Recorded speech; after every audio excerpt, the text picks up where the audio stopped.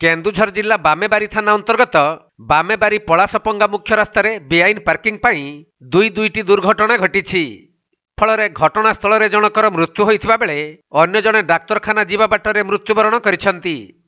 सेपटे वर्तमान कालीमाटी मुख्य रास्ता मरण जनता पलटि प्रायतः प्रत्येक दिन छोट बड़ दुर्घटना घटी धन जीवन नष्ट हेउछि।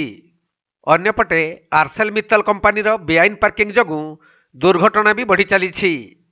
एपरिकी बेले बेले बेआईन पार्किंग और रास्ता जाम पाई रोगी जाउथबा आम्बुलांस मध्य रास्तार घंटा घंटा अटकी रहुछि। तेबे बामेबारी पलासपंगा मुख्य रास्तार बलदा सिराजुद्दीन खड़ी सम्मुखें एक अजଣା ट्रक धक्कार जड़े युवकर मृत्यु होता बेले सही युवकर परिचय मिल पारि नाही। सेहीपरि दुबुना आरसेल मित्तल कंपानी निकटर आउ जनकु एक अजଣା गाड़ी धक्का देइथिला। पर स्थानीय लोकों सहायता केन्दुझर जिला मुख्य चिकित्सालय को स्थानांतरित कर डाक्तर मृत घोषणा करिसेंती।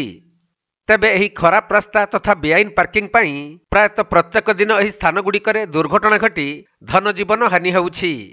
तेणु एसबुक सुधार करने निमंते स्थानीय लोक माने जिला प्रशासन निकटरे निवेदन करिसेंती।